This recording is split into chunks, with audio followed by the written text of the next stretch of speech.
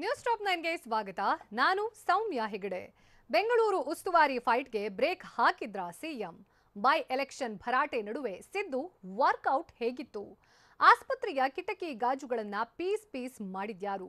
1ರಿಂದ 5ನೇ ತರಗತಿ ಭವಿಷ್ಯ ಇಂದೇ ಫೈನಲ್ ಆಗುತ್ತಾ? ಇದೆಲ್ಲವನ್ನ ನೋಡೋಣ. ತರಾತುರಿಯಲ್ಲೇ ಬೆಂಗಳೂರು ನಗರ ವೀಕ್ಷಣೆ ಮಾಡಿದ್ದು ಯಾಕೆ ಸಿಎಂ? ಬೆಂಗಳೂರು ಉಸ್ತುವಾರಿ ಕಿತ್ತಾಟಕ್ಕೆ ಬ್ರೇಕ್ ಹಾಕಿದ್ರ ಬೊಮ್ಮಾಯಿ? ನಮ್ಮ ಮೆಟ್ರೋದಲ್ಲಿ ಬಾಲಕನ ಉಯ್ಯಾಲೆ ಹೇಗಿತ್ತು? ಇದೆಲ್ಲವನ್ನ ನೋಡೋಣ ಬೆಂಗಳೂರು ನ್ಯೂಸ್ ಟಾಪ್ 9ನಲ್ಲಿ.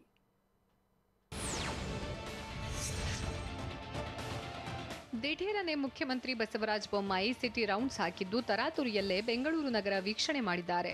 ಮುಖ್ಯಮಂತ್ರಿ ಬೊಮ್ಮಾಯಿಯ ಸಡನ್ ನಿರ್ಧಾರ ಭಾರೀ ಕುತೂಹಲ ಕೆರಳಿಸಿದೆ. ಸಿಎಂ ಕಾರ್ಯಕ್ರಮ ಪಟ್ಟಿಯಲ್ಲಿ ನಗರ ವೀಕ್ಷಣೆ ಪ್ಲಾನ್ ಇರಲಿಲ್ಲ. ರಾತ್ರಿ 11 ಗಂಟೆ ನಂತರ ಸಿಎಂ ಸಿಟಿ ರೌಂಡ್ಸ್ ಪ್ಲಾನ್ ಆಗಿದ್ದು ಬಿಬಿಎಂಪಿ ಆಯುಕ್ತರಿಗೆ ಸಿಎಂ ಸಿಟಿ ರೌಂಡ್ಸ್ ಬಗ್ಗೆ ರಾತ್ರಿ ಮೊದಲ ಮಾಹಿತಿ ಹೋಗಿತ್ತು. ನಂತರ ಸಿಎಂ ಕಚೇರಿ ಅಧಿಕಾರಿಗಳು ಬೆಂಗಳೂರು ಶಾಸಕರಿಗೆ ಸಿಎಂ ಸಿಟಿ ರೌಂಡ್ಸ್ ಮಾಹಿತಿ ನೀಡಿದ್ರು.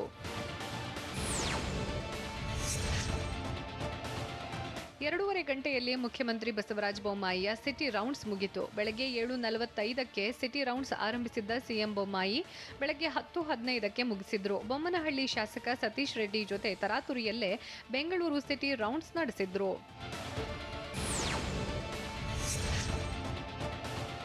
ಬೆಂಗಳೂರು ನಗರ ಪ್ರದಕ್ಷಿಣೆ ವೇಳೆ ಕೆಲವೆಡೆ ಸ್ಥಳೀಯರ ಸಮಸ್ಯೆ ಆಲಿಸಿದ ಸಿಎಂ ಬೊಮ್ಮಾಯಿ ಮತ್ತೆ ಕೆಲವೆಡೆ ಆತುರವಾಗಿ ತೆರಳಿದ್ರು. ಎಚ್ಎಸ್ಆರ್ ಲೇಔಟ್ನಲ್ಲಿ ಮಳೆ ಹಾನಿ ಪ್ರದೇಶ ರಾಜಕಾಲುವೆ ವೀಕ್ಷಿಸಿದ್ರು. ನೀರಿನ ಶುದ್ಧೀಕರಣ ಘಟಕದ ಬಳಿಕ ಅಹವಾಲು ಸ್ವೀಕರಿಸಿ ಬಳಿಕ ಶಾಸಕ ಸತೀಶ್ ರೆಡ್ಡಿ ನಿವಾಸದಲ್ಲಿ ಉಪಾಹಾರ ಸೇವನೆ ಮಾಡಿದ್ದಾರೆ. ನಂತರ ಮಡಿವಾಳ ಕೆರೆ ವೀಕ್ಷಣೆ ಮಾಡಿ ವಿಧಾನಸೌಧಕ್ಕೆ ಸಿಎಂ ವಾಪಸ್ಸಾದ್ರು.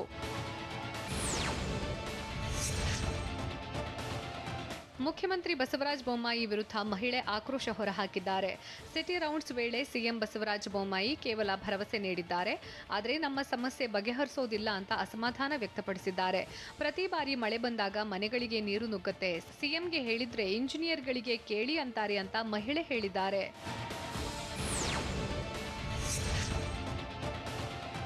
ಬೆಂಗಳೂರು ಉಸ್ತುವಾರಿ ವಿಚಾರದಲ್ಲಿ ಸಚಿವರ ನಡುವೆಯೇ ಸಮರ ನಡೀತಾ ಇದ್ದು ಬಹಿರಂಗ ಕಿತ್ತಾಟಕ್ಕೆ ಮುಖ್ಯಮಂತ್ರಿ ಬಸವರಾಜ ಬೊಮ್ಮಾಯಿ ತೆರೆ ಎಳೆಯೋಕೆ ಯತ್ನಿಸಿದ್ರಾ ಅನ್ನೋ ಅನುಮಾನ ಮೂಡಿದೆ. ಬೆಂಗಳೂರು ಉಸ್ತುವಾರಿಗಾಗಿ ಕಂದಾಯ ಸಚಿವ ಆರ್ ಅಶೋಕ್, ವಸತಿ ಸಚಿವ ವಿ ಸೋಮಣ್ಣ ನಡುವೆ ಬಹಿರಂಗವಾಗಿಯೇ ಟಾಕ್ ವಾರ್ ನಡೀತಾ ಇದೆ. ಹೀಗಾಗಿ ಬೆಂಗಳೂರು ದರ್ಬಾರ್ ಗಲಾಟೆಗೆ ಅಂತ್ಯ ಹಾಡೋಕೆ ಸಿಎಂ ಮುಂದಾದಂತೆ ಕಾಣಿಸ್ತಿದೆ. ಬೆಂಗಳೂರು ಉಸ್ತುವಾರಿಗಾಗಿ ಸಚಿವರಾದ ಆರ್ ಅಶೋಕ್ ಮತ್ತು ಸೋಮಣ್ಣ ನಡುವೆ ಭಾರೀ ಪೈಪೋಟಿ ನಡೀತಾ ಇದೆ. ಹೀಗಾಗಿ ಯಾರಿಗೂ ಬೆಂಗಳೂರು ಉಸ್ತುವಾರಿ ನೀಡದೆ ಅಸಮಾಧಾನ ಶಮನಕ್ಕೆ ಕೇಸರಿ ಪಾಳೆಯ ತಂತ್ರ ರೂಪಿಸಿದೆ ಅಂತ ಹೇಳಲಾಗ್ತಾ ಇದೆ. ಮುಖ್ಯಮಂತ್ರಿ ಬಸವರಾಜ ಬೊಮ್ಮಾಯಿ ಬಳಿಯೇ ಬೆಂಗಳೂರು ಉಸ್ತುವಾರಿ ಇರಲಿ, ಯಾರಿಗೂ ಉಸ್ತುವಾರಿ ನೀಡಬೇಡಿ ಅಂತ ಸಚಿವರು ಶಾಸಕರು ಪಟ್ಟು ಹಿಡಿದಿದ್ದಾರಂತೆ. ಉಸ್ತುವಾರಿಯನ್ನ ಸಚಿವರಿಗೆ ಹಂಚಿಕೆ ಮಾಡದಂತೆ ಶಾಸಕರು ಒತ್ತಡ ಹೇರಿದ್ದಾರೆ ಎನ್ನಲಾಗಿದೆ. ಸಚಿವರಿಗೆ ಉಸ್ತುವಾರಿಯನ್ನ ನೀಡಿದ್ರೆ ಪವರ್ ಪ್ರಾಬ್ಲಮ್ ಅಂತ ಶಾಸಕರು ಹೇಳಿದ್ದಾರಂತೆ. ಬೆಂಗಳೂರಿಗೆ ಇನ್ನೊಂದು ಪವರ್ ಸೆಂಟರ್ ಸೃಷ್ಟಿ ಮಾಡಬೇಡಿ, ಉಸ್ತುವಾರಿ ಕೊಟ್ರೆ ಯಾವುದೇ ಕೆಲಸಕ್ಕೂ ಮುಖ್ಯಮಂತ್ರಿ ಬಳಿಯೇ ಕೇಳಬೇಕು ಅಂತ ಹೇಳ್ತಾರೆ ಅಂತ ಶಾಸಕರು ತಿಳಿಸಿದ್ದಾರೆ. ಅಲ್ಲದೆ ಉಸ್ತುವಾರಿ ನೀಡಿದ್ರೆ ಅನುದಾನದ ವಿಚಾರದಲ್ಲಿ ನಾವು ಸಮಸ್ಯೆ ಎದುರಿಸಬೇಕಾಗುತ್ತೆ, ಯಾವುದೇ ಕಾರಣಕ್ಕೂ ಸಚಿವರಿಗೆ ಉಸ್ತುವಾರಿ ಬೇಡ ಅಂತ ಸಿಎಂ ಬೊಮ್ಮಾಯಿಗೆ ಬಿಜೆಪಿ ಶಾಸಕರು ಖುದ್ದು ಭೇಟಿ ಮಾಡಿ ಬೆಂಗಳೂರಿನ ಬಿಜೆಪಿ ಶಾಸಕರು ಮನವಿ ಮಾಡಿಕೊಂಡಿದ್ದಾರಂತೆ.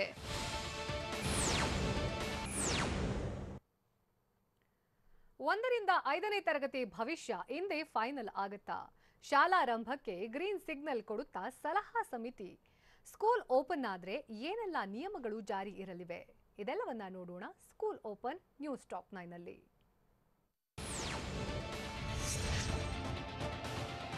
ರಾಜ್ಯದಲ್ಲಿ 3ನೇ ಹಂತದಲ್ಲಿ ಶಾಲೆಯ ಆರಂಭಕ್ಕೆ ಕೌಂಟ್ ಡೌನ್ ಶುರುವಾಗಿದೆ. ದಸರಾ ಮುಗಿದಿದ್ದು ಶಾಲೆಗೆ ಹೋಗೋಕೆ ಮಕ್ಕಳು ರೆಡಿಯಾಗಬೇಕಿದೆ. ಎಲ್ಲಾ ತರಗತಿಗಳ ಆರಂಭಕ್ಕೆ ಶೀಘ್ರವೇ ಗ್ರೀನ್ ಸಿಗ್ನಲ್ ನೀಡುವ ಸಾಧ್ಯತೆ ಇದ್ದು ಕೊರೋನಾ ಅಬ್ಬರದ ಇಳಿಕೆ ಬೆನ್ನಲ್ಲೇ ಮಹತ್ವದ ತೀರ್ಮಾನ ಕೈಗೊಳ್ಳಲಿದ್ದಾರೆ. ಶಾಲಾ ಕಾಲೇಜುಗಳಲ್ಲೇ ವಿದ್ಯಾರ್ಥಿಗಳಿಗೆ ಕೊರೋನಾ ಲಸಿಕೆ ನೀಡುವ ನಿರೀಕ್ಷೆಯೂ ಇದೆ.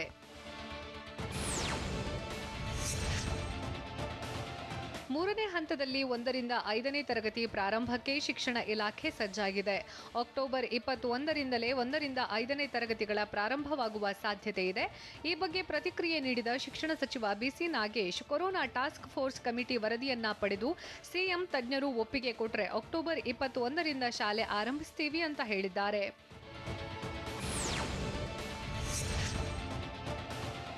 ರಾಜ್ಯದಲ್ಲಿ ಕೊರೋನಾ ಪಾಸಿಟಿವ್ ರೇಟ್ ಶೇಕಡ 1ಕ್ಕಿಂತ ಕಡಿಮೆ ಇದೆ. ಅಲ್ಲದೆ ಮಕ್ಕಳಲ್ಲಿ ವೈರಲ್ ಇನ್ಫೆಕ್ಷನ್, ಡೆಂಘಿ ಪ್ರಕರಣಗಳೂ ಕಡಿಮೆಯಾಗಿವೆ. ಹೀಗಾಗಿ 1ರಿಂದ 5ನೇ ತರಗತಿವರೆಗೆ ಶಾಲೆ ಆರಂಭಕ್ಕೆ ಶಿಕ್ಷಣ ಇಲಾಖೆ ಸಿದ್ಧತೆಯನ್ನ ನಡೆಸಿದೆ. ಆದರೆ 3ರಿಂದ 5ನೇ ತರಗತಿ ಆರಂಭಕ್ಕಷ್ಟೇ ತಾಂತ್ರಿಕ ಸಲಹಾ ಸಮಿತಿ ಒಪ್ಪಿಗೆ ನೀಡುವ ಸಾಧ್ಯತೆ ಇದೆ. ಇಂದು ನಿರ್ಣಯ ತೆಗೆದುಕೊಂಡು ಸದ್ಯದಲ್ಲಿಯೇ ಶಾಲೆಗಳು ಆರಂಭ ಮಾಡುತ್ತೀವಿ ಅಂತ ಸಚಿವ ಬಿಸಿ ನಾಗೇಶ್ ಹೇಳಿದ್ದಾರೆ.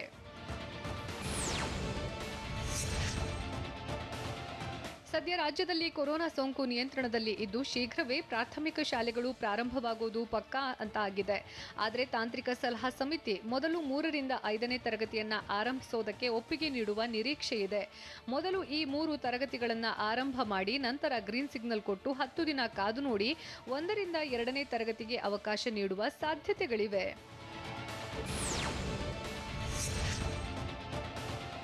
ಶೀಘ್ರವೇ ಆರಂಭವಾಗಲಿರೋ 1ರಿಂದ 5ನೇ ತರಗತಿ ಸೋಮವಾರದಿಂದ ಶುಕ್ರವಾರದವರೆಗಷ್ಟೇ ನಡೆಯುವ ಸಾಧ್ಯತೆ ಇದೆ. ಸೋಮವಾರದಿಂದ ಶುಕ್ರವಾರದವರೆಗೆ ತರಗತಿಗಳನ್ನು ನಡೆಸಿ ಶನಿವಾರ ಮತ್ತು ಭಾನುವಾರ ಶಾಲೆಯ ಕೊಠಡಿಗಳ ಸ್ವಚ್ಛತಾ ಕಾರ್ಯಕ್ಕೆ ಮೀಸಲಿಡುತ್ತಾರೆ ಅಂತ ಹೇಳಲಾಗ್ತಾ ಇದೆ. ತಾಂತ್ರಿಕ ಸಲಹಾ ಸಮಿತಿ ರಿಪೋರ್ಟ್ ಆಧರಿಸಿ ಈ ಬಗ್ಗೆ ತೀರ್ಮಾನ ಕೈಗೊಳ್ಳಲಿದ್ದಾರೆ.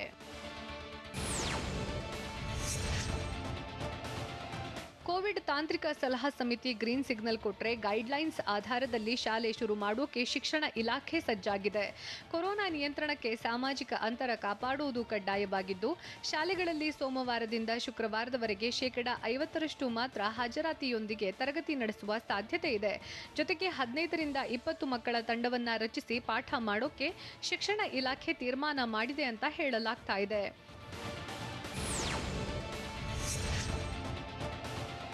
1ರಿಂದ 5ನೇ ತರಗತಿ ಆರಂಭದ ಬಗ್ಗೆ ಶೀಘ್ರವೇ ಅಂತಿಮ ತೀರ್ಮಾನ ಕೈಗೊಳ್ಳುವ ಸಾಧ್ಯತೆ ಇದ್ದು ಶಾಲೆಗೆ ಬರೋಕೆ ಮಕ್ಕಳಿಗೆ ಪೋಷಕರ ಒಪ್ಪಿಗೆ ಪತ್ರ ಕೂಡ ಕಡ್ಡಾಯ ಮಾಡುವ ನಿರೀಕ್ಷೆ ಇದೆ. ಜೊತೆಗೆ ಶಾಲೆಗೆ ವಿದ್ಯಾರ್ಥಿಗಳ ಹಾಜರಾತಿ ಕಡ್ಡಾಯ ಮಾಡದಿರುವ ಬಗ್ಗೆ ಚಿಂತನೆ ನಡೆದಿದೆ ಅಂತ ಹೇಳಲಾಗ್ತಾ ಇದ್ದು ಆನ್ಲೈನ್ ಮತ್ತು ಆಫ್ಲೈನ್ ತರಗತಿಗೂ ವಿದ್ಯಾರ್ಥಿಗಳಿಗೆ ಅವಕಾಶ ನೀಡುವ ಸಾಧ್ಯತೆ ಇದೆ.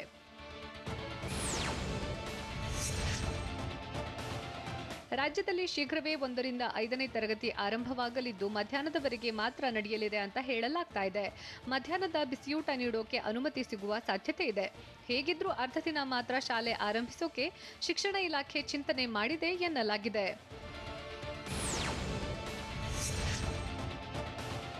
ಕೊರೋನಾ ಮಹಾಮಾರಿಯ ಆತಂಕದಿಂದ ಈ ವರ್ಷವೂ ನಿಗದಿತ ಸಮಯದಲ್ಲಿ ಶಾಲಾರಂಭ ಆಗಿಲ್ಲ.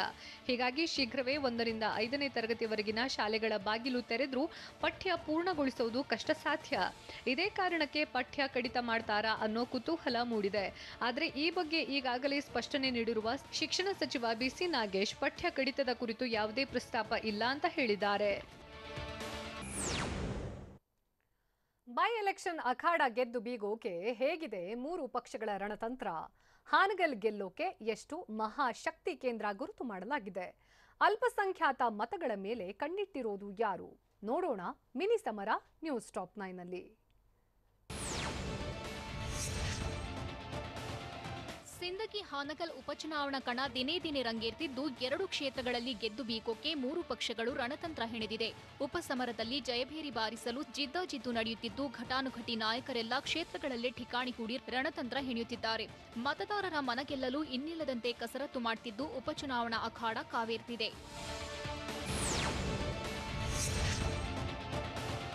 ಹಾನಗಲ್ ಕ್ಷೇತ್ರ ಗೆಲ್ಲೋಕೆ ಬಿಜೆಪಿ ಮಾಸ್ಟರ್ ಪ್ಲಾನ್ ಮಾಡಿದ್ದು ಕ್ಷೇತ್ರದಲ್ಲಿ 7 ಮಹಾಶಕ್ತಿ ಕೇಂದ್ರ ಗುರುತು ಮಾಡಿ ಒಂದೊಂದು ಮಹಾಶಕ್ತಿ ಕೇಂದ್ರಕ್ಕೆ ಒಬ್ಬೊಬ್ಬ ಸಚಿವರನ್ನ ನೇಮಿಸಿದೆ. ಮತದಾರರನ್ನ ಸೆಳೆಯಲು ಒಟ್ಟು 4 ರೀತಿಯ ಪ್ಲಾನ್ ರೂಪಿಸಿದೆ. ದಿವಂಗತ ಸಿಎಂ ಉದಾಸಿ ಮಾಡಿದ ಅಭಿವೃದ್ಧಿ ಕಾರ್ಯ ಮುಂದಿಟ್ಟುಕೊಂಡು ಮತಬೇಟೆಯಾಡ್ತಿದ್ದು ಕ್ಷೇತ್ರದ ಜಾತಿವಾರು ಮತಗಳನ್ನ ಸೆಳೆಯಲು ತಂತ್ರ ರೂಪಿಸಿದೆ.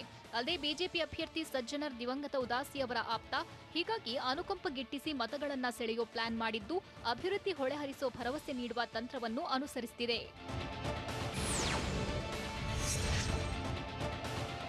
ಹಾನಗಲ್ ಕೈವಶ ಮಾಡಿಕೊಳ್ಳಲು ಕಾಂಗ್ರೆಸ್ ಕೂಡ ಭರ್ಜರಿ ರಣತಂತ್ರ ರೂಪಿಸಿದ್ದು ಸೋತ್ರೂ ಕೆಲಸ ಮಾಡಿದ್ದೀವಿ ಎಂದು ಮತದಾರರನ್ನ ಓಲೈಕೆ ಮಾಡುತ್ತಿದ್ದಾರೆ. ಕ್ಷೇತ್ರದಲ್ಲೇ ಇದ್ದು ಕೊರೋನಾ ಟೈಮ್ನಲ್ಲಿ ಜನರ ಸಮಸ್ಯೆಗೆ ಸ್ಪಂದಿಸಿದ್ದೇವೆ ಅಂತ ಮತಯಾಚಿಸುತ್ತಿದ್ದಾರೆ. ಅಲ್ಲದೆ ಬಿಜೆಪಿ ಸರ್ಕಾರದ ಕಾರ್ಯವೈಖರಿ ಬಗ್ಗೆ ಟೀಕೆ ಮಾಡುತ್ತಿದ್ದು ಬಿಜೆಪಿ ಅಭ್ಯರ್ಥಿ ಮೇಲಿರೋ ಸಕ್ಕರೆ ಕಾರ್ಖಾನೆ ದಿವಾಳಿ ಆರೋಪ, ಬಿಜೆಪಿ ಸರ್ಕಾರದ ಬೆಲೆ ಏರಿಕೆ ಅಸ್ತ್ರ ಮುಂದಿಟ್ಟುಕೊಂಡು ಕಾಂಗ್ರೆಸ್ ಸರ್ಕಾರದ ಭಾಗ್ಯಗಳ ಮೂಲಕ ಮತಬೇಟೆಯಾಡ್ತಿದೆ.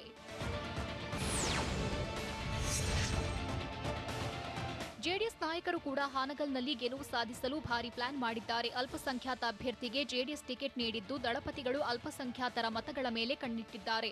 ಬದಲಾವಣೆಗಾಗಿ ಜೆಡಿಎಸ್ಗೆ ಮತ ನೀಡುವಂತೆ ಪ್ರಚಾರ ಮಾಡುತ್ತಿದ್ದು ಅಲ್ಪಸಂಖ್ಯಾತ ಮತಗಳನ್ನು ಸೆಳೆಯೋಕೆ ಜೆಡಿಎಸ್ ರಣತಂತ್ರ ರೂಪಿಸಿದೆ.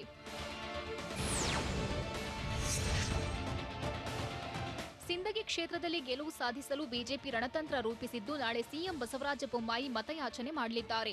2018ರಲ್ಲಿ ಇದೇ ಆಲಮೇಲ ಭಾಗದಲ್ಲಿ ಬಿಜೆಪಿಗೆ ಹಿನ್ನಡೆಯಾಗಿತ್ತು. ಇದೇ ಕಾರಣಕ್ಕೆ ಹಿನ್ನಡೆಯಾದ ಪ್ರದೇಶದಲ್ಲೇ ಸಾರ್ವಜನಿಕ ಸಭೆ ಆಯೋಜಿಸಿ ಸಿಎಂ ಪ್ರಚಾರ ಮಾಡಲಿದ್ದಾರೆ. ರಮೇಶ್ ಭೂಸನ್ನೂರನ್ನ ಗೆಲ್ಲಿಸಲು ಬಿಜೆಪಿ ರಣತಂತ್ರ ರೂಪಿಸಿದ್ದು ಸಿಎಂ ಕ್ಯಾಂಪೇನ್ ಮಾಡಲಿದ್ದಾರೆ.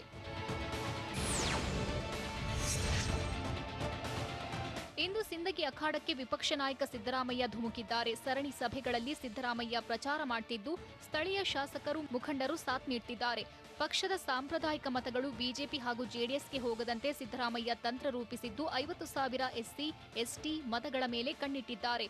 ಸಿಂದಗಿಯಲ್ಲಿ ಜೆಡಿಎಸ್ನಿಂದ ಮುಸ್ಲಿಂ ಅಭ್ಯರ್ಥಿ ಇರೋದು ಕಾಂಗ್ರೆಸ್ಗೆ ತಲೆನೋವು ತಂದಿದ್ದು ಜೆಡಿಎಸ್ಗೆ ಮತ ಹಾಕಿದ್ರೆ ಬಿಜೆಪಿ ಗೆಲುವಿಗೆ ಅನುಕೂಲ ಎಂದು ಹೇಳಿ ಮತಬೇಟೆಯಾಡುತ್ತಿದ್ದಾರೆ.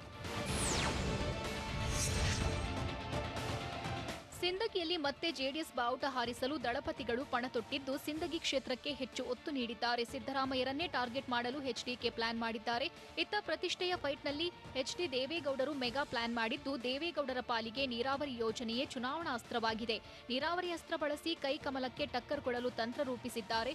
ಮೊನ್ನೆ ಸಿಂದಗಿ ಕ್ಷೇತ್ರಕ್ಕೆ ದಿಢೀರ್ ಭೇಟಿ ನೀಡಿದ್ದ ದೇವೇಗೌಡ ಕ್ಷೇತ್ರದ ಪ್ರಮುಖ ಮುಖಂಡರ ಜೊತೆ ಮಾತುಕತೆ ನಡೆಸಿದ್ರು. ಇಂದಿನಿಂದ ಸಿಂದಗಿಯಲ್ಲೇ ಎಚ್ಡಿಡಿ ನಿಖಿಲ್ ಸಂಸದ ಪ್ರಜ್ವಲ್ ರೇವಣ್ಣ ವಾಸ್ತವ್ಯ ಹೂಡಲಿದ್ದಾರೆ.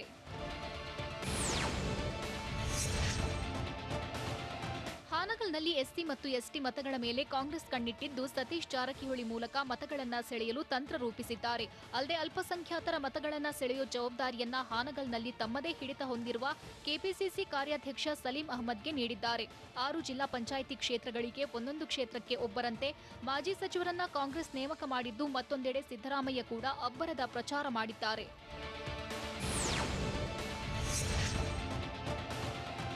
ಉಪಚುನಾವಣೆಯಲ್ಲಿ ಸಿಎಂ ಬೊಮ್ಮಾಯಿ ಮತಬೇಟೆ ಬಳಿಕ ಬಿಎಸ್ವೈ ರಣಕಹಳೆ ಮೊಳಗಿಸಲಿದ್ದಾರೆ. 2 ದಿನಗಳಲ್ಲೇ ಯಡಿಯೂರಪ್ಪ ಅಖಾಡಕ್ಕೆ ಇಳಿಯಲಿದ್ದು ಅಕ್ಟೋಬರ್ 20-21ಕ್ಕೆ ಸಿಂದಗಿಗೆ ಭೇಟಿ ನೀಡಲಿದ್ದಾರೆ. ಅಕ್ಟೋಬರ್ 22-23ರಂದು ಹಾನಗಲ್ ಕ್ಷೇತ್ರದಲ್ಲಿ ಭರ್ಜರಿ ಪ್ರಚಾರ ನಡೆಸಲಿದ್ದಾರೆ. ಇನ್ನು ಅಕ್ಟೋಬರ್ 25, 26, 27ರಂದು ಸಿಂದಗಿಗೆ ವಿಜಯೇಂದ್ರ ಭೇಟಿ ನೀಡಿ ಪ್ರಚಾರ ನಡೆಸಲಿದ್ದಾರೆ. ಜೆಡಿಎಸ್ ಬಿಜೆಪಿ ವಿರುದ್ಧ ಮಲ್ಲಿಕಾರ್ಜುನ್ ಖರ್ಗೆ ಕಿಡಿಕಾರಿದ್ದು ಹೇಗೆ? ಜಿಮ್ನಲ್ಲಿ ಸಿದ್ದರಾಮಯ್ಯ ಕಸರತ್ತು ಹೇಗಿತ್ತು? ಬಾಣಂತಿ ಸಂಬಂಧಿಕರು ಆಸ್ಪತ್ರೆಯ ಕಿಟಕಿ ಗಾಜುಗಳನ್ನು ಪೀಸ್ ಮಾಡಿದ್ದು ಯಾಕೆ? ಇದೆಲ್ಲವನ್ನ ನೋಡೋಣ ಸಮಗ್ರ ನ್ಯೂಸ್ ಟಾಪ್ 9ನಲ್ಲಿ.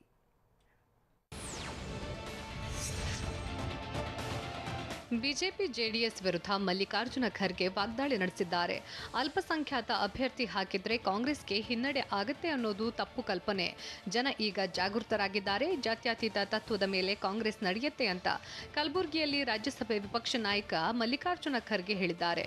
ಅಲ್ಲದೆ ದೇಶದಲ್ಲಿ ಪೆಟ್ರೋಲ್ ಡೀಸೆಲ್ ಬೆಲೆ ಹೆಚ್ಚಳವಾಗಿದ್ರೂ 100 ರೂಪಾಯಿ ಆಗಲಿ ಪರವಾಗಿಲ್ಲ ಅನ್ನುವ ವಿಕೃತ ಮನಸ್ಸಿನವರಿದ್ದಾರೆ. ನಮ್ಮ ಕಾಲದಲ್ಲಿ 60 ರೂಪಾಯಿ ಪೆಟ್ರೋಲ್ ದೊರಕ್ತಾ ಇತ್ತು ಅಂತ ಖರ್ಗೆ ಹೇಳಿದ್ದಾರೆ.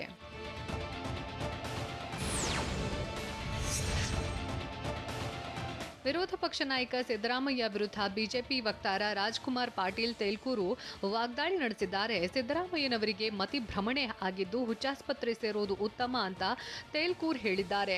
ಸಿದ್ದರಾಮಯ್ಯ ಪ್ರಧಾನಿ ಮೋದಿ ಬಗ್ಗೆ ಏಕವಚನದಲ್ಲಿ ಮಾತನಾಡ್ತಿದ್ದಾರೆ. ಅಧಿಕಾರ ಇಲ್ಲದೆ ಇರೋದ್ರಿಂದ ಹುಚ್ಚರಂತೆ ವರ್ತಿಸುತ್ತಿದ್ದಾರೆ. ಪ್ರಧಾನಿ ಆರ್ಎಸ್ಎಸ್ ಬಗ್ಗೆ ಹಗುರವಾಗಿ ಮಾತನಾಡಬಾರದು. ಹೀಗೆ ಮುಂದುವರೆದರೆ ಕೈ ನಾಯಕರ ಕಾರ್ಯಕ್ರಮಕ್ಕೆ ಮುತ್ತಿಗೆ ಹಾಕ್ತೇವೆ ಅಂತ ಕಲಬುರಗಿಯಲ್ಲಿ ರಾಜ್ಕುಮಾರ್ ಪಾಟೀಲ್ ತೇಲ್ಕೂರ್ ಎಚ್ಚರಿಕೆ ಕೊಟ್ಟಿದ್ದಾರೆ.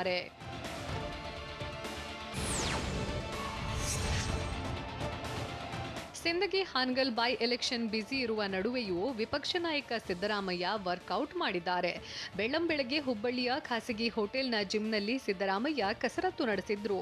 ಹೋಟೆಲ್ ಆವರಣದಲ್ಲಿ ವಾಕಿಂಗ್ ಮುಗಿಸಿ ನಂತರ ಜಿಮ್ನಲ್ಲಿ ಸೈಕ್ಲಿಂಗ್ ಮಾಡಿದ್ರು. ಸಿದ್ದರಾಮಯ್ಯನವರಿಗೆ ಸ್ಥಳೀಯ ನಾಯಕರು ಸಾಥ್ ಕೊಟ್ಟಿದ್ದಾರೆ.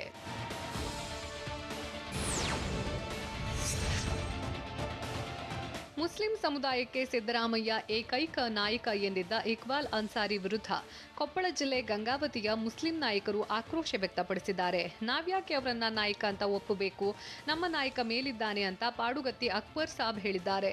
ಅಲ್ಲದೆ ನಮ್ಮ ನಾಯಕರು ದೇವೇಗೌಡರು, ಕುಮಾರಸ್ವಾಮಿ, ಸಿದ್ದರಾಮಯ್ಯನವರೇ ಅನ್ಸಾರಿಯನ್ನ ಮಂತ್ರಿ ಮಾಡೋದು ಬೇಡ ಅಂತ ಹೇಳಿದ್ರು. ದೇವೇಗೌಡರು ಹಠ ಹಿಡಿದು ಮಂತ್ರಿ ಮಾಡಿದ್ರು. ಇದು ಸುಳ್ಳಾದ್ರೆ ಮಸೀದಿಗೆ ಬಂದು ಪ್ರಮಾಣ ಮಾಡಲಿ ಅಂತ ಇಕ್ಬಾಲ್ ಅನ್ಸಾರಿಗೆ ಸವಾಲ್ ಹಾಕಿದ್ದಾರೆ.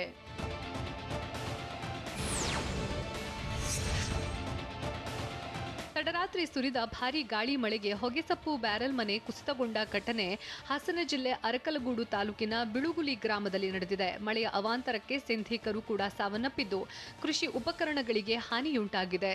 ರೈತ ಪುಟ್ಟರಾಜು ಎಂಬುವರಿಗೆ ಸೇರಿದ ಹೊಗೆಸೊಪ್ಪು ಬ್ಯಾರೆಲ್ ಮನೆ ಕುಸಿದಿದ್ದು, ಅರಕಲಗೂಡು ಪೊಲೀಸ್ ಠಾಣಾ ವ್ಯಾಪ್ತಿಯಲ್ಲಿ ಘಟನೆ ನಡೆದಿದೆ.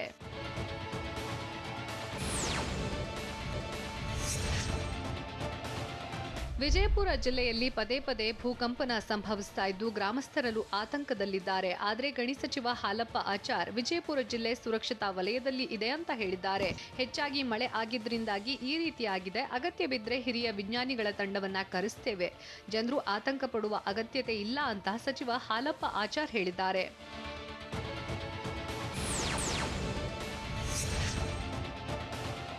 ದಾವಣಗೆರೆ ನಗರದ ಪಕ್ಕದಲ್ಲಿರೋ ಕುಂದುವಾಡದಲ್ಲಿ ಭಕ್ತರು ಕೆಂಡ ಹಾಯ್ದು ದುರ್ಗಾದೇವಿಗೆ ಭಕ್ತಿ ಸಮರ್ಪಿಸಿದ್ದಾರೆ. ಪ್ರತಿ ದಸರಾ ಸಂದರ್ಭದಲ್ಲಿ ದೇವಿಗೆ ಕೆಂಡದಾರ್ಚನೆ ನಡೆಯುತ್ತೆ. ಬನ್ನಿ ಮುಡಿದು ಬಂದ ನಂತರ ಭಕ್ತರು ಕೆಂಡದಾರ್ಚನೆ ಮಾಡಿದ್ದಾರೆ. ಪಲ್ಲಕ್ಕಿ ಹೊತ್ತು ಕೆಂಡ ಹಾಯ್ದರೆ ಬೇಡಿಕೆ, ಇಷ್ಟಾರ್ಥಗಳು ಸಿದ್ಧಿಯಾಗ್ತವೆ ಎಂಬ ನಂಬಿಕೆ ಭಕ್ತರಲ್ಲಿದೆ.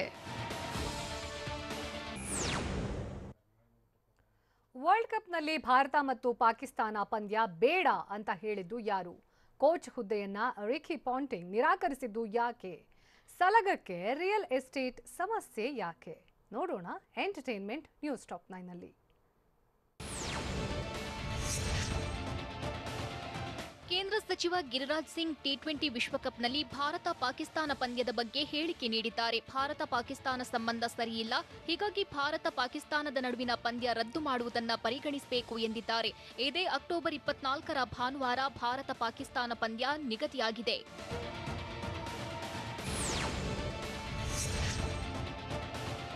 ಪಂಜಾಬ್ನ ಕಾಂಗ್ರೆಸ್ ಸಚಿವ ಪರ್ಗತ್ ಸಿಂಗ್ ಕೂಡ ಇದೇ ವಿಚಾರವಾಗಿ ಗಿರಿರಾಜ್ ಸಿಂಗ್ ಜೊತೆ ದನಿಗೂಡಿಸಿದ್ದಾರೆ. ಒಂದೆಡೆ ಪಾಕಿಸ್ತಾನದ ಹೇಡಿತನದಿಂದ ಯೋಧರು ಹುತಾತ್ಮರಾಗ್ತಿದ್ದಾರೆ, ಮತ್ತೊಂದೆಡೆ ನಾವು ಪಾಕಿಸ್ತಾನದೊಂದಿಗೆ ಕ್ರಿಕೆಟ್ ಆಡುವುದು ಸರಿಯಲ್ಲ ಎಂದಿದ್ದಾರೆ.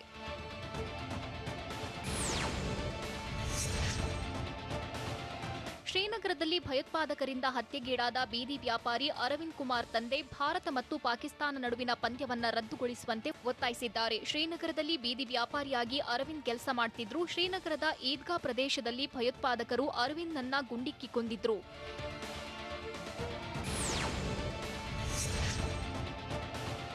ಟಿ20 ವಿಶ್ವಕಪ್ ಬಳಿಕ ತೆರವಾಗುವ ಕೋಚ್ ಹುದ್ದೆಗೆ ಬಿಸಿಸಿಐ ಅರ್ಜಿ ಆಹ್ವಾನಿಸಿದೆ. ಟೀಂ ಇಂಡಿಯಾ ಮುಖ್ಯ ಕೋಚ್ ಹಾಗೂ 3 ಸಹಾಯಕ ಕೋಚ್ ಹುದ್ದೆಗಳಿಗೆ ಔಪಚಾರಿಕವಾಗಿ ಅರ್ಜಿಗಳನ್ನು ಆಹ್ವಾನಿಸಿದೆ. 2 ವರ್ಷಗಳ ಅವಧಿಗೆ ಮುಖ್ಯ ಕೋಚ್, ಬೌಲಿಂಗ್, ಬ್ಯಾಟಿಂಗ್ ಮತ್ತು ಫೀಲ್ಡಿಂಗ್ ಕೋಚ್ ಹುದ್ದೆಗಳಿಗೆ ಬಿಸಿಸಿಐ ಅರ್ಜಿಗಳನ್ನು ಆಹ್ವಾನಿಸಿದೆ.